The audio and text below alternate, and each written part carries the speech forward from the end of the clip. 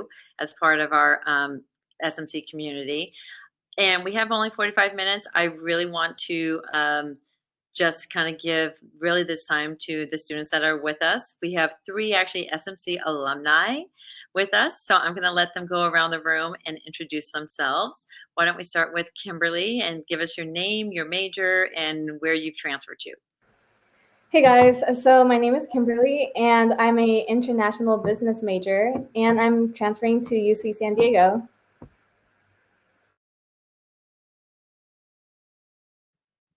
What's up, everyone? I'm William. I'm a student here at Berkeley. I'm living in Berkeley right now, so luckily I still have that on-campus feeling instead of doing everything remote at home. And I am a media studies major. I'm William. And my name is Latisha. I am right now, so a general science major. I transferred to UC San Diego, and now I'm majoring in sociology. What we've discovered is that we need to mute ourselves as we're talking because it's kind of unique to have 4 people on a panel. So what we want to do is we're going to start with kind of your tips and tricks that these 3 students with all different majors and different campuses and different just different backgrounds from an SMC. And I want them to go and spend the time and kind of talk to you about what they learned, what they wish they had known. And if they were a brand new student walking onto our campus or walking into Zoom classrooms this fall, what they wish they had known. I'm actually going to start with Latifah. So Kimberly and William, if you'll mute, and I'm going to mute myself as well. And we'll give the platform to Latifah, and I'm going to share her. She actually put together a PowerPoint for you guys. So Latifah, take it away. Okay. So Kimberly and William, if you mute, and I'm going to mute myself as well. And we'll give the platform to Latifah, and I'm going to share her.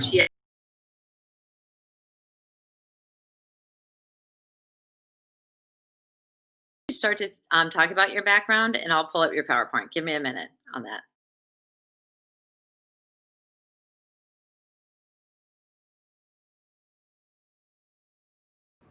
I can't find the PowerPoint, and I don't know if you can start talking about your background, and I'll pull up your PowerPoint. Give me a minute. Okay.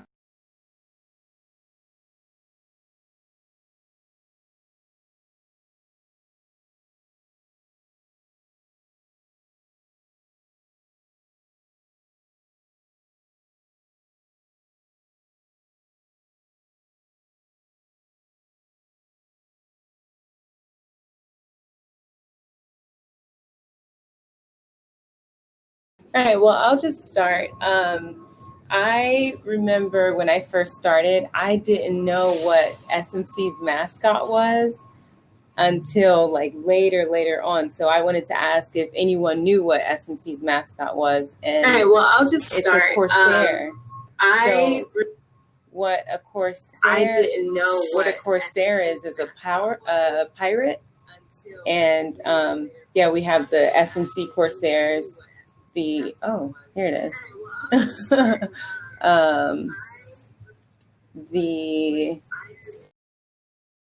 On SMC is the parrot.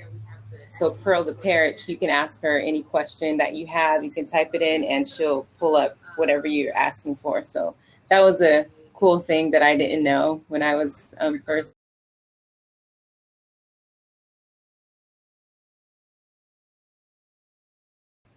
My journey when I first went off when I was, I graduated high school, but I was homeschooled, and I went through this really horrible. I was bad in math, I was bad in sciences, but I really was intrigued with science. So I dropped out of school, but I wanted to go back into science, and I felt like I didn't have any support group, or the people that were in science, they were so much smarter than me.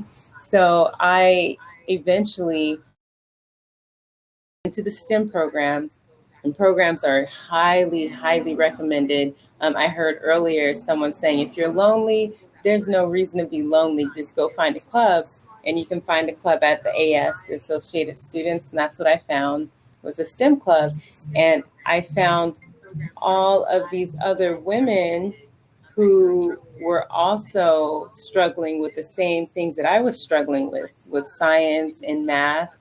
So what I did was we all came together and we co-founded a Women in STEM club. And it's still on campus, which is really awesome.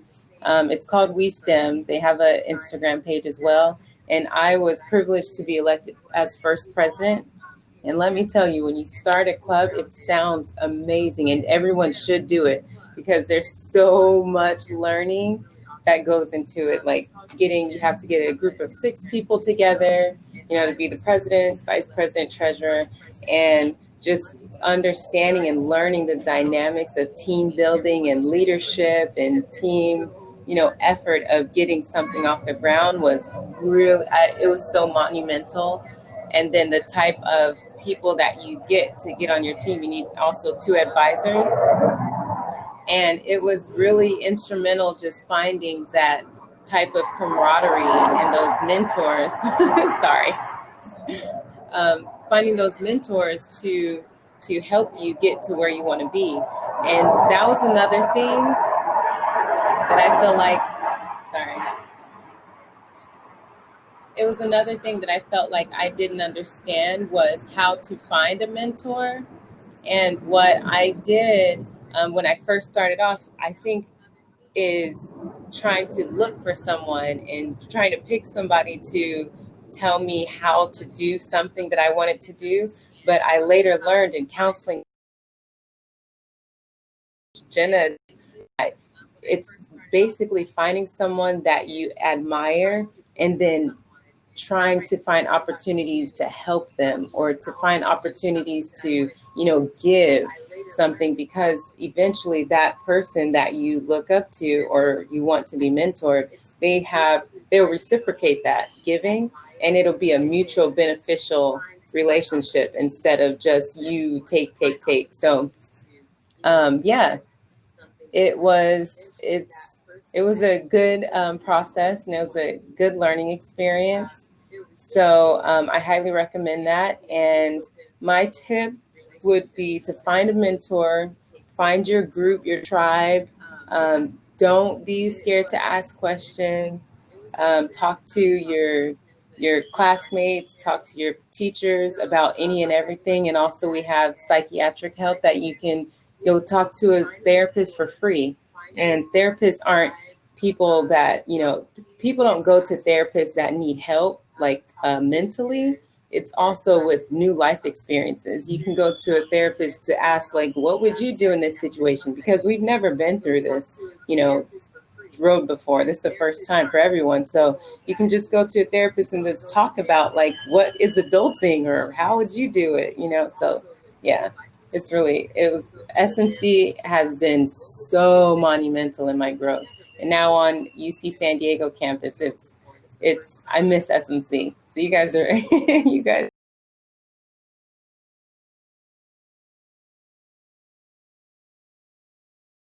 Guys, I was on the phone with tech support and he recommended, so by the way, first of all, everyone, thanks for your patience. We've never used Brazen before. This is our first run.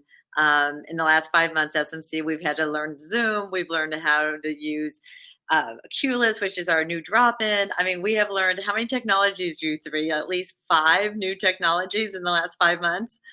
So thank you for your patience. And it doesn't sound like there's a feedback anymore, right? Are we sounding pretty good?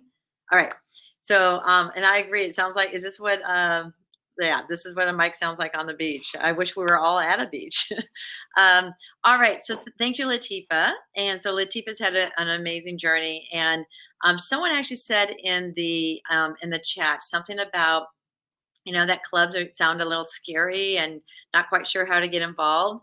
I'm actually going to have Kimberly talk a little bit about her background next, and she will actually share how she got involved in our Adelante Club. So I'm going to mute. All right, good. Yeah, so about clubs, don't be intimidated. They're actually really fun. I was part of like Jenna mentioned, I was part of the Adelante Club, and I was a board member there for a while. Then I was also part of the AGS and PTK clubs, which are honor societies at the school that kind of focus also on volunteering. And yeah, I was also part of the Rotaract Business Club. So you can join different clubs and see which ones actually feel the best. You always get to meet new people and get new relationships too. So it's really fun because clubs usually have different meetup days, or they have socials too. So you get to meet more people. So for Adelante, I was actually pretty intimidated to go there for my first semester too. I didn't have good experience in high school with clubs, so I didn't really think of joining clubs during my college years too. So, but I had a friend, and she was having a good time at Adelante, so I went to Adelante too. And on the first day, they were gonna hold an event, and they had asked like, "Oh, are there any volunteers that want to like help us with the event?" And I pushed myself out there, and I volunteered, and ended up making a lot of friends. And as the semester went by, I learned more about the club and what it stands for, because it really helps to spread the word about the Latino struggles and everything about like the Latino culture. And yeah, I became the board member next semester, and I learned how to run the social media pages. I became the media coordinator, so I learned how to run the social media pages. I learned how to create presentations for our club meetings. I learned to create flyers and just different things, and get like practically a family sense in the board with the board and club members. So yeah, don't be intimidated by it. And and clubs are usually like Tuesdays and Thursdays from 11:15 to 12:35. So a lot of people don't know to not have classes during those times, because then you miss out in a lot of opportunities.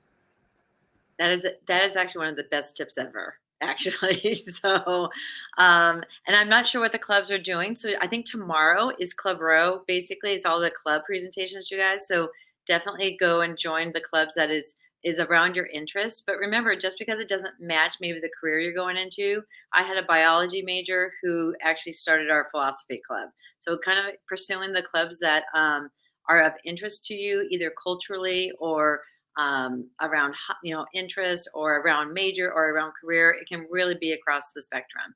So Kimberly, any so your story, any one other tip before we go to William? And thanks for sharing about the clubs. Anything else that you wish you had known as you stepped on foot on our campus? And Uh, Mostly about the clubs and programs. Just try to get involved as much as you can, as early as you can. Don't wait until like a year later, because then it's gonna get boring. You're just gonna go to classes and then go home, and you're just gonna feel like, where's my college experience? yeah. But if you go to clubs, you get to meet new people, and don't be afraid to pursue leadership roles too, because those are great resume builders. Right. Yeah, and you guys, I know the clubs are hosting like little Zoom social gatherings and social hours and things like that. So it is a great opportunity to get to know people. All right, Mr. William. All right, your turn. All right, what's up? I've kind of gone a little bit over in the chat, trying to be as active as possible, but I'll just, I guess, share my story. So going in an SMC, I was just completely lost over what I wanted to do. Intentionally, I came in as a computer science major. And from there, I went on to civil engineering, then I went to kinesiology, then I ended up with communications and media studies. And honestly, it was definitely a difficult journey because, over the course of each semester, you meet people who already know what they want to do, who are already involved in what's related to what they're going to major in. And you definitely get a little intimidated after hearing all those stories. But really, it's just a matter of, staying in your own lane, focusing on what it is that you want to do, and focusing on finding what it is that you want to do. And yeah, it sounds like a difficult journey, but really it's find whether that be through a club or a program. So really get in as many things as you can. It helps out a lot. And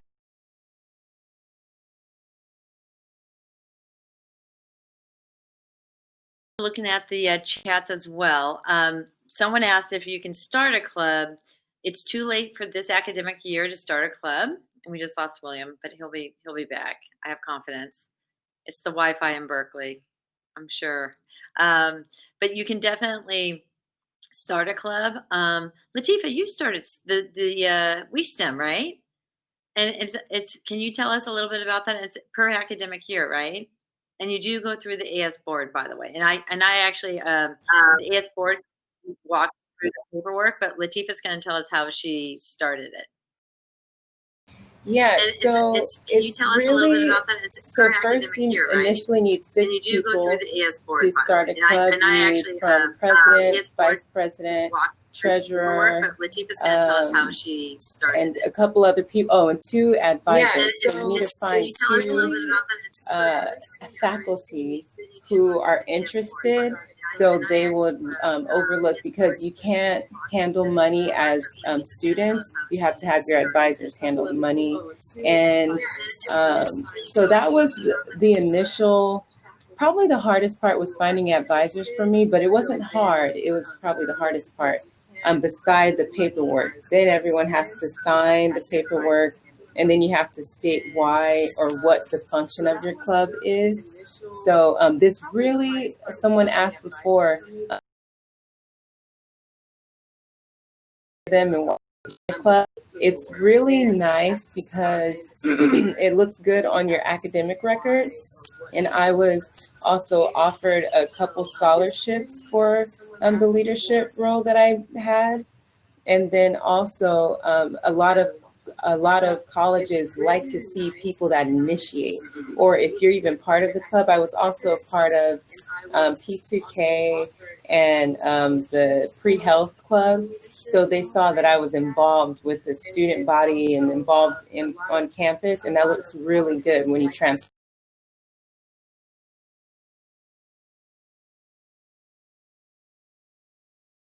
Okay, let's see if we see if that feedback comes back again.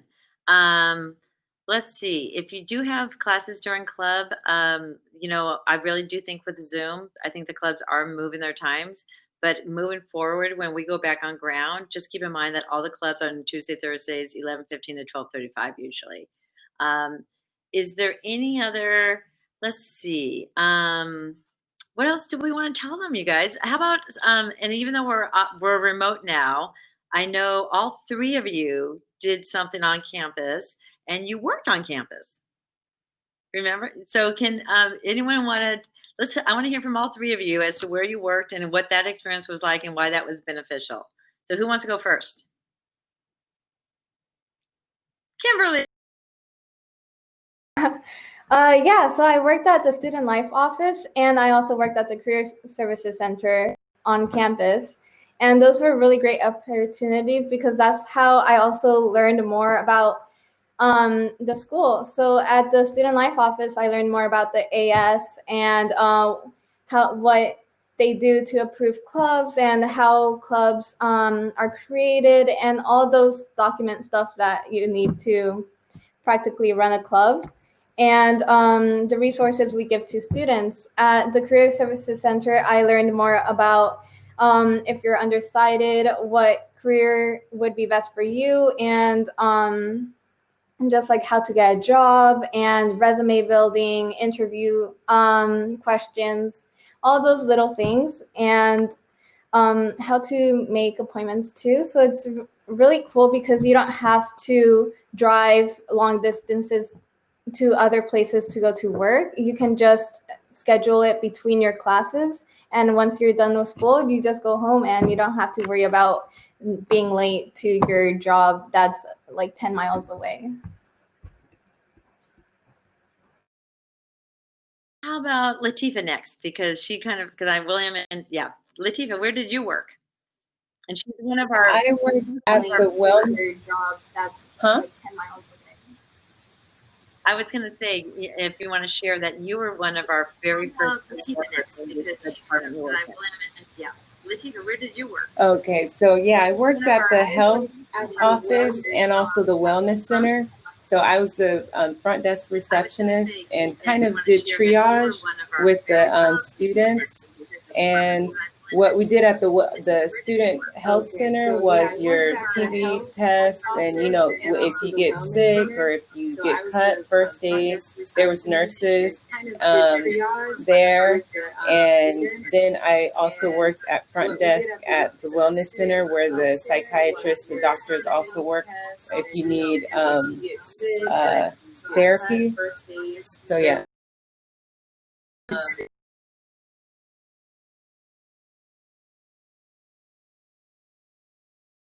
Yeah, so there's, and actually, and William, where did you work? So I pretty much worked everywhere over at SMC. I started their police department, then I moved on to working in the career services center, then I went to working in the AS office. I was just walking all over the place. Pretty much my job was mainly consisting of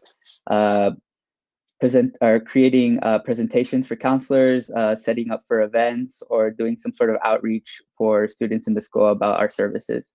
So really, it was, I think work study is definitely a great place to meet new people. You always have new people coming in and out of your office, and really it builds character and also builds, well, your social skills as well.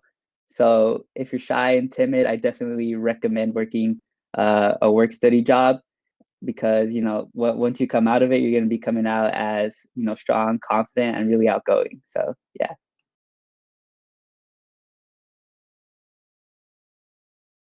For the link for the hiresmc.edu. So I'll put that in the chat. Does anyone have any questions for us just yet? And thank you again for your patience with our feed and our audio. So let's see. So while you guys are maybe sending us some questions, and remember, you can ask a question directly to one of the students. Like I said, William's at Berkeley has media studies. Kimberly's international business at UC San Diego. Latifah is sociology at UC San Diego. And I hope you don't mind me sharing, Latifah, also with the plans on going on to medical school at some point, not some point, in 2 years, 2 or 3 years. So if anyone has any questions for the students directly, if not, I will ask them another question. So it doesn't look like there's any questions. So what do you guys think? I know each of you had to get recommendation letters for scholarships, for even when you filled out the Common App for some of the private schools. What advice do you have in regards to really building relationships with your either counselors or professors? Is there any advice and a quick, any experience that you had? Who wants to go? Let's start with William this time. Repeat the question one more time. You kind of cut off for me a little bit. So it's really, what advice do you have in regards to building relationships with professors and counselors? And what was that like for you in particular? And, and I mean, you shared with me, actually, I'll just share with the group. I was very fortunate to go to Flaming Tacos with in K-Town with William a couple weeks ago to send him off to Berkeley.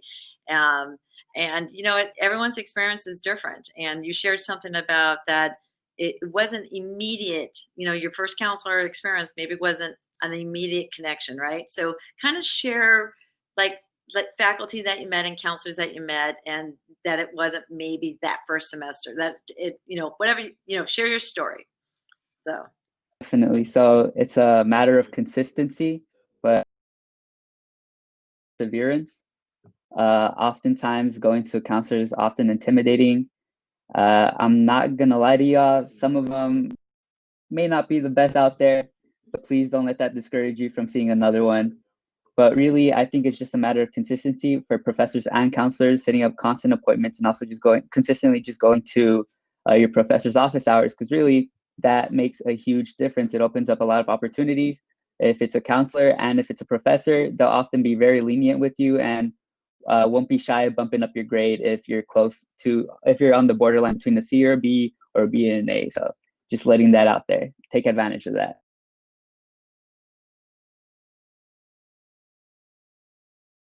That was honest. And being a professor myself, I would actually say William is correct, because if there is a relationship with your professor, there is that tendency. It just depends on the professor and the subject, but you just never know. If we get to know who you are, then even all the better. And I have heard consistently, this is something I've been at SMC for 20 years.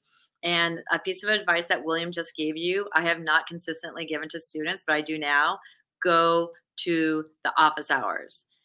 And professors will have Zoom office hours in this fall, remote. So please go to the Zoom office hours, because that's how they're going to get to know you. And also in class, as a professor, it's like, please show your face. Please just set up a nice background. I don't even, I don't care what the background is, to be honest with you. I want to see you, because then it helps me like get to know who you are as an individual and as a student in my class.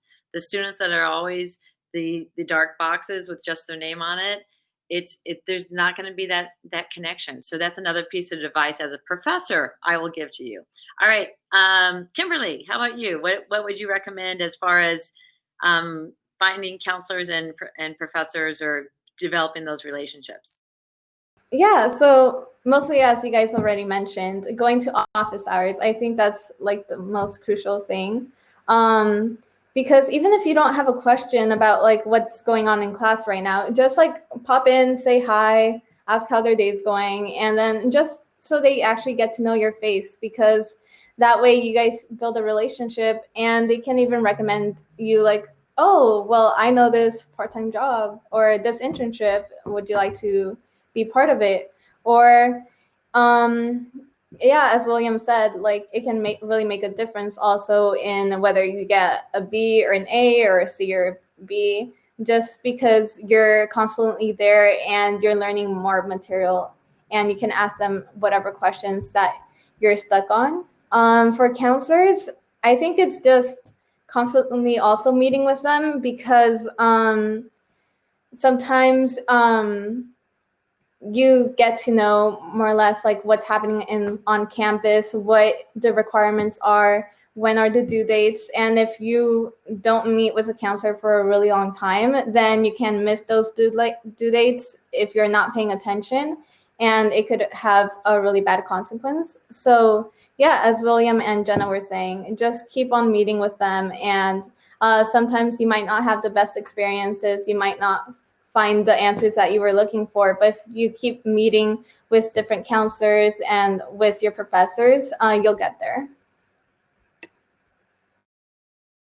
And just like looking for a dentist or a doctor, you guys, just because you go to a counselor, if it's not the right fit, it needs to be chemistry.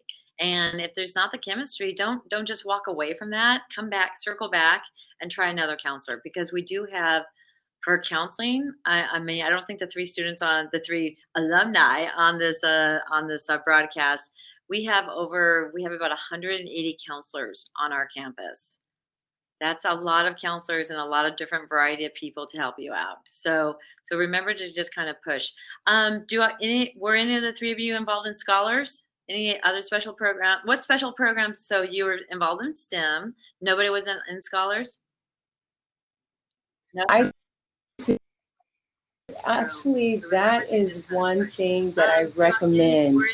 Join scholars now. I wish I joined when I first started, because you have to be in scholars for 2 years. And I was only there for like a year and a half. They're like, oh no, you have too many credits. You have to have a specific amount of credits. I think like 90 credits, I think. Or I don't know, Jenna probably knows. But yeah, join scholars, join EOPS now. Check those out now. What else? What else would you guys say you wish you knew? It's on my PowerPoint. Hold on, let me just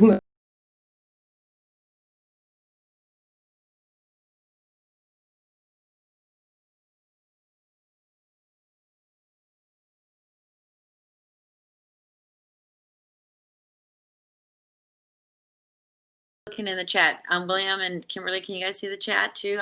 I'm making sure that we see if there's anything we've missed. It's kind of in the discussion. Yeah, go I ahead. have a couple of other ones that I wish. I chat. would William and Kimberly, highly can you guys see the recommend chat, too? taking I'm making Counseling sure 12 that class. Jenna see teaches if there's it. any- I wasn't fortunate to take Yes. Jenna. I had Miss Discussion. Kennison. She's awesome Yeah, too. go ahead. I have a But couple of this others teaches that you I like wish, I adulting, would basically. highly It teaches recommend you taking who you Counseling are 12 because you class. take a Jenna BMI, teaches it. I BTIM wasn't test or fortunate BM, to take Jenna. I don't know what had, it's called, but you take a Miss personality Kennison. She's test and awesome, too. you see how you But, learn, you this see how teaches you, if you're like, introvert, adulting, extrovert. They also give you it really, teaches you really who you good are.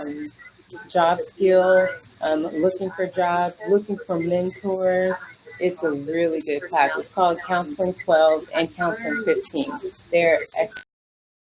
I took when I, and then also disabilities. So because I was really, really bad at math and sciences, I didn't want to fail the classes. So one of my teachers, they told me, they saw how hard I was working, but I was getting really low grades on my tests. And I'm an AP student. So he was like, I don't get it. You understand it, but when you take the test and this test weighs so much. So he told me to go to disability office. I'm like, I don't have a disability, but unfortunately, it's not just for disabilities. The disability office also actually takes care of if you need extra time on a test because I have test anxiety. So they give you a really quiet place where you're not around other people making noise, doing this, getting distracted. I was able to actually ace that class because I had what I needed, just that space to take the test and, no distraction. So I would highly recommend if you are struggling and you know that you're not good in math or any subject, go to disability, see what type of recommendations and they also teach you how you can learn as well. So I would highly recommend that too.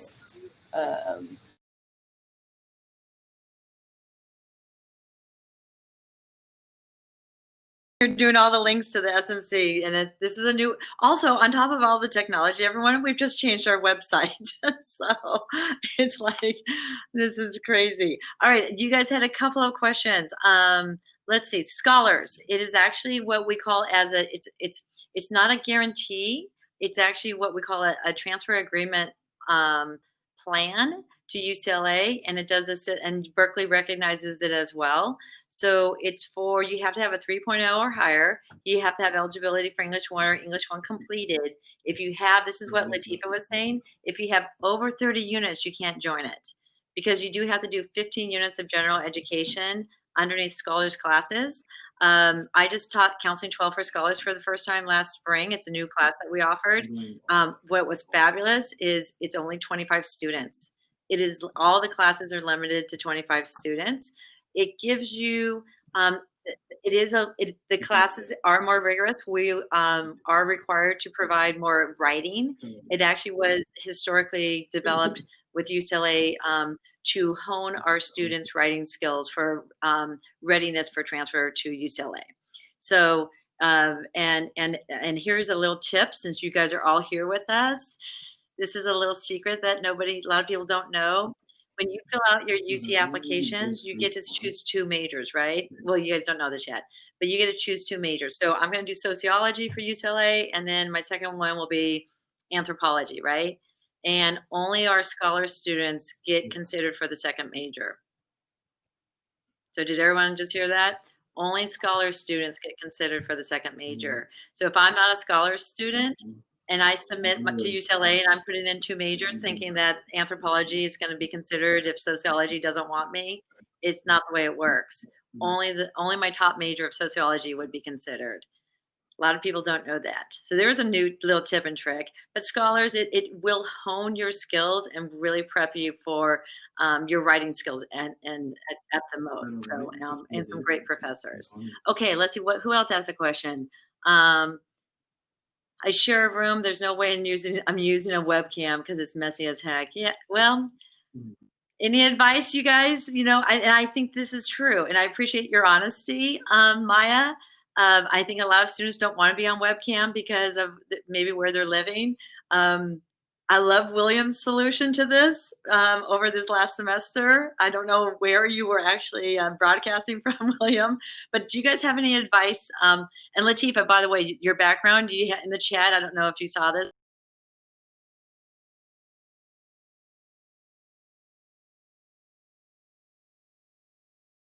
Wait, what happened?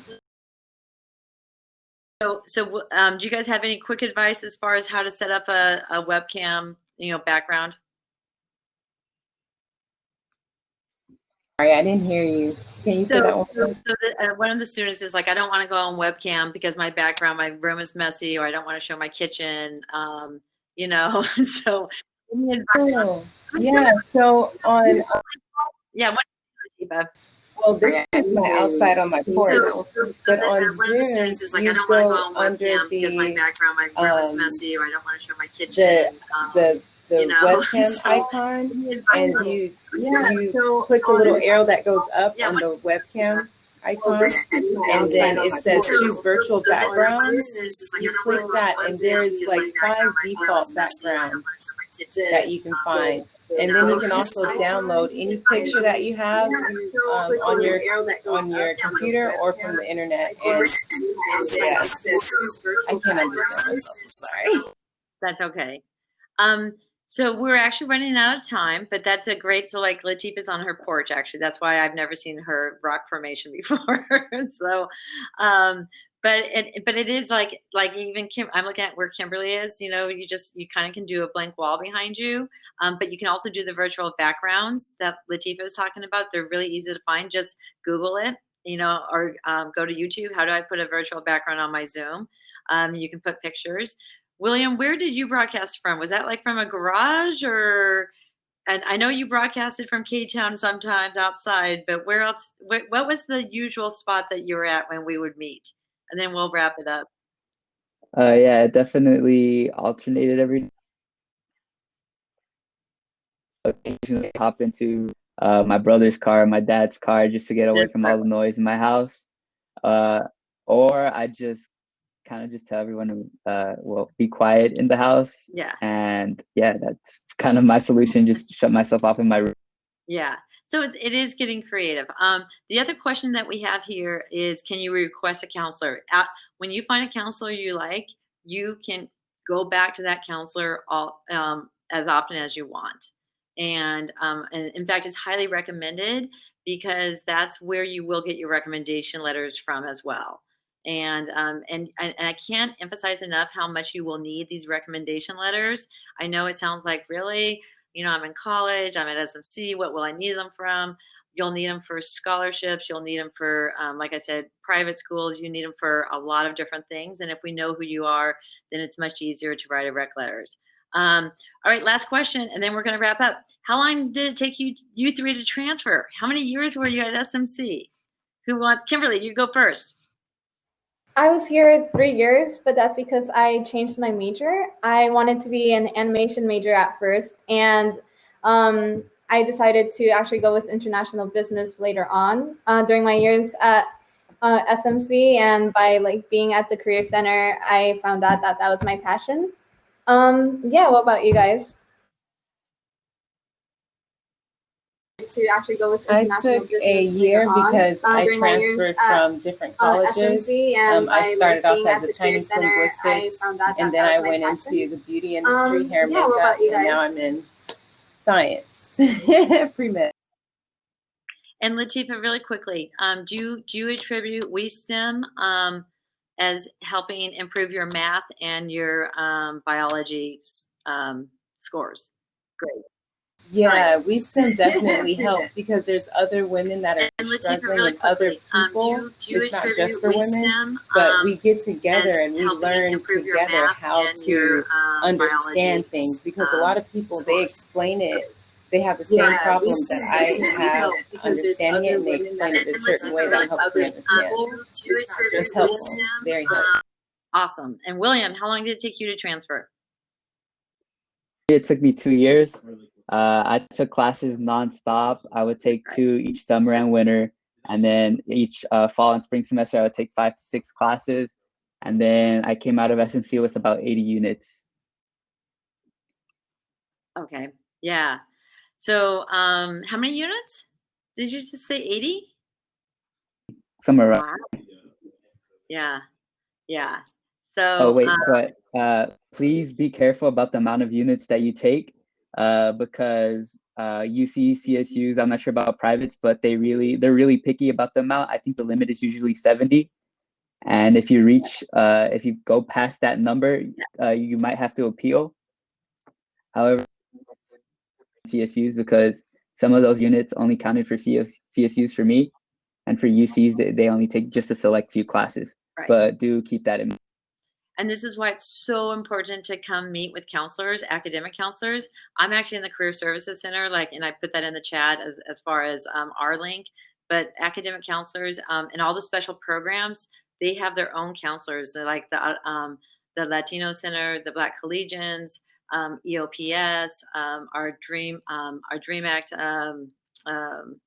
Sergio is amazing counselor. Anyways, so international students. There was a question I didn't address. International students can get jobs on campus. You do. It's a little bit tricky. Talk to your international student employment advisor up there, because you have some regulations around units and how long you've been at SMC. So it's a little bit trickier for international students. Everyone also internships. I can't believe we didn't cover internships, you guys. The other way to get engaged at SMC is internships and volunteering and experiential learning. And we're finding out these are available. Like, even though it's COVID-19 and we're all remote, so many of our employers are starting to access students to do work remotely. So that's also through the Career Services Center. Okay, we've got to go because it's 11:45. You guys need to go get a break. Welcome to SMC, and I don't know, anything else, you three, other than proud Hey, you can do it. Yeah, you guys are good. Yeah, so You guys already took the first step. So stay in school, and if you're struggling at all, come see it. Come see us. All right, come talk to a counselor. All right, goodbye, everyone. All right, you guys, why don't the three of you guys stay on for a minute, and I'll stop the broadcasting. So, all right. Oh boy. Wait.